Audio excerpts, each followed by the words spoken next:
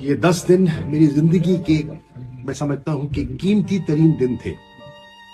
10 دن اور 10 راتیں میں قید تنہائی میں تھا اور سارا دن وقت گزارنے کے لیے سوچتا تھا.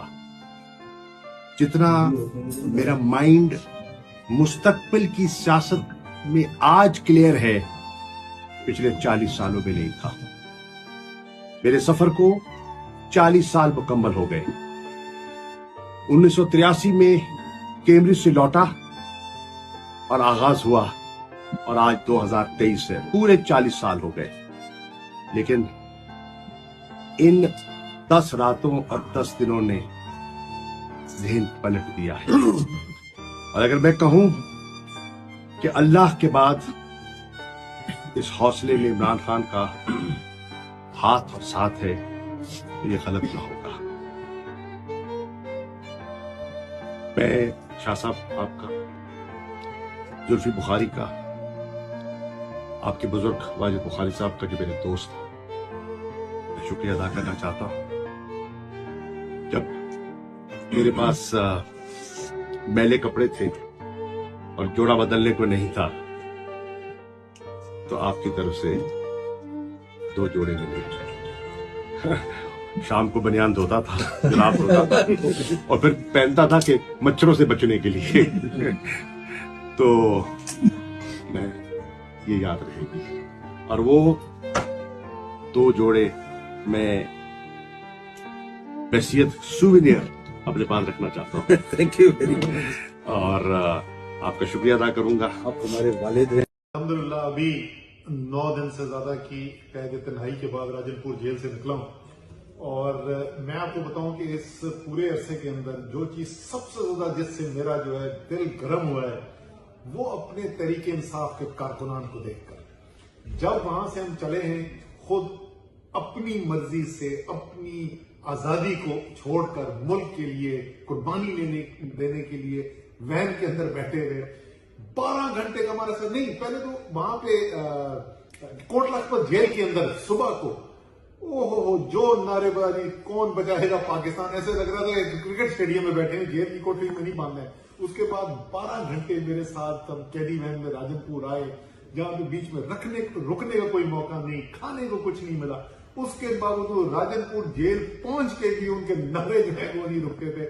اسی طریقے سے بند یہاں پر صبح سے لے کے شام تک نعرے بازی، اتنا جوش، اتنا ولولہ. پولیس والے کہتے تھے کہ یہ کمال کے لوگ ہیں.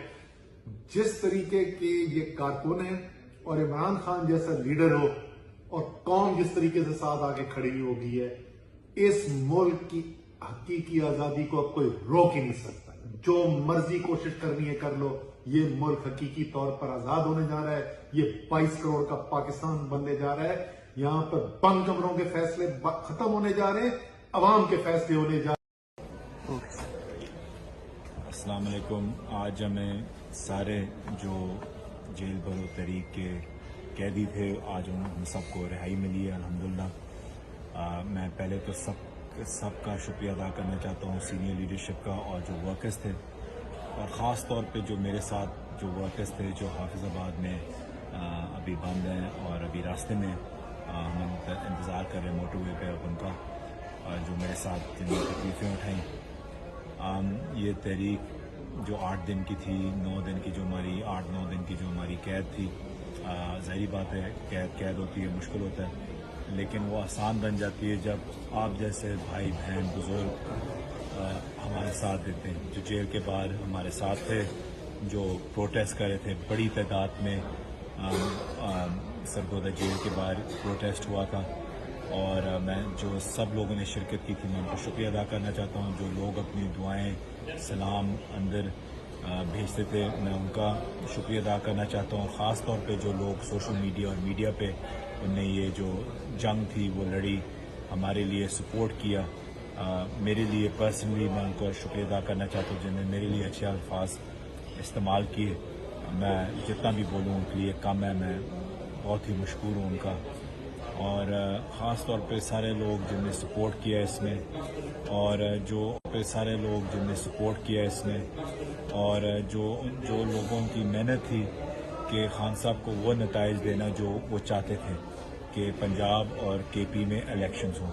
اس تحریک کے دو مقصد تھے، ایک کہ مہنگائی کے خلاف اور دوسرا کہ الیکشنز ہوں، پاکستان واپس ایک جمہوریت کی طرف جائے کہ جب کانسٹیٹیوشنلی آپ کے الیکشنز کا وقت ہو اس وقت پہ الیکشنز ہوں، اور الحمدللہ سپریم کورٹ کے بہترین آرڈر کی وجہ سے وہ ہو گیا، لیکن یہ تب ہی ہوا کیونکہ خان صاحب نے سے اسٹریٹجکلی اپنی پلاننگ کر کے اپنی تحریک چلائی، اور جیل بھرو تحریک جو تھی وہ انشاءاللہ آنے والے سالوں میں اسٹڈی بھی ہوگی کہ کیسے ایک پولیٹیکل منوور کیا گیا اور لوگوں نے اپنی گرفتاریاں دی جو اس تعداد میں کبھی بھی پاکستان میں نہیں ہوئی۔ تو آپ سب کو مبارک ہو، اور آپ سب کا میں ہاتھ جوڑ کے جن نے محنت کی میرے لیے، جن نے آواز اٹھائی میرے لیے، بہت بہت شکریہ۔